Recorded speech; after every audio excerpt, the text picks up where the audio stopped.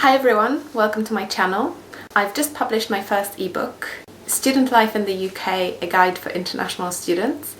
And if you would like to register for a free copy, go to the link below the video, and I hope you will enjoy it. In this video, I would like to tell you a couple of things about studying in the UK. So I'm going to give you a couple of reasons why you should consider studying in the UK, and I'm also going to mention a couple of things that you may want to consider sort of against coming to the UK to study. The first great thing about studying in the UK is that universities in the UK teach you how to be independent, how to think independently, how to think critically, how to debate, argue, how to be a creative thinker. In a lot of countries, for example, universities teach you how to memorize things. You sort of learn how to acquire knowledge rather than create knowledge. Whereas at British universities, the emphasis is very much on critical thinking, thinking independently, using your own brain and creating ideas rather than just learning about ideas. So it's a really good thing, and it's something that's definitely valued by employers, and it allows you to sort of develop other skills that are based on critical thinking. The second good thing about studying in the UK is that as a student you have access to a lot of international research. You don't only have access to books in libraries, but also electronic journals, which are basically journals where people from around the world publish their research. And it's a great thing. If you think about a scientist, for example, who works in Poland, which is where I'm from, and they want to publish a sort of academic essay, if they do it in Polish, how many people are going to read it? Not that many. Polish is just spoken in one country in the world. Whereas if they decide to publish it in English, then obviously the number of people who will access this paper will be much more than if it was published in Polish. So as a student at a British university, you will be able to kind of access all this research that's being published all around the world. The third thing, which is probably not the main reason why you're considering coming to study in the UK, is the social life and the sort of extracurricular things that you can do. For example, you might be able to join a society, you might be able to learn new things, learn a new language, join a debating club, try a new sport.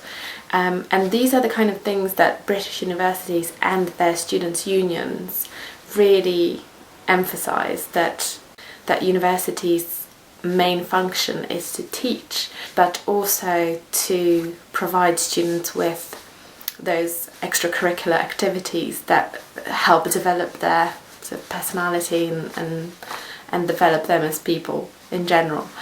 So the first good thing is critical and independent thinking, something that you learn at UK universities.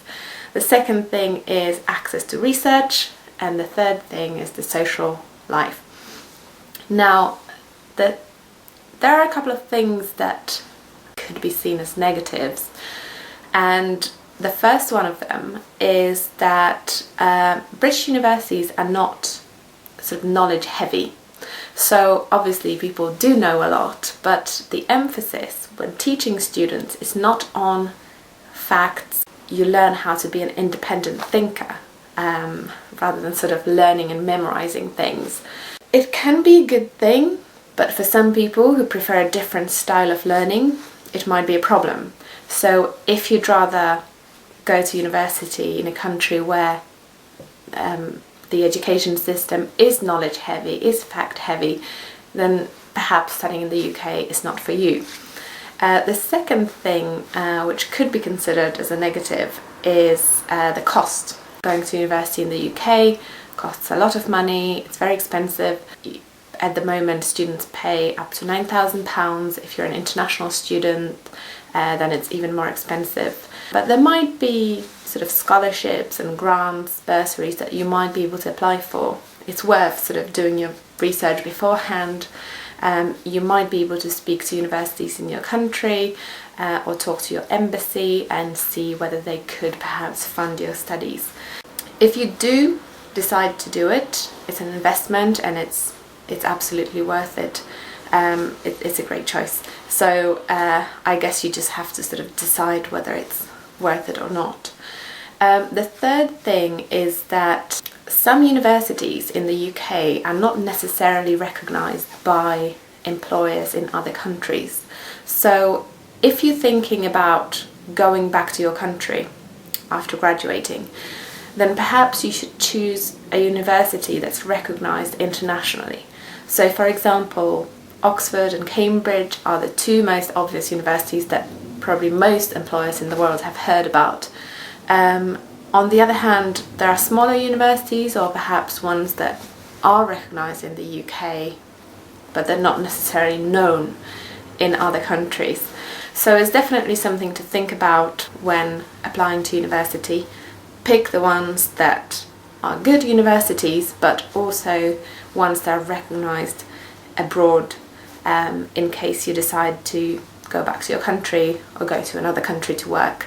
So the three negative things are the cost, the fact that they're not necessarily knowledge heavy, and the third one is some universities not being recognised abroad. I hope you enjoyed these little tips, and make sure you subscribe to my channel, visit my blog, and obviously register for a free copy of Student Life in the UK. The link is below the video. So thanks for watching, and see you next time.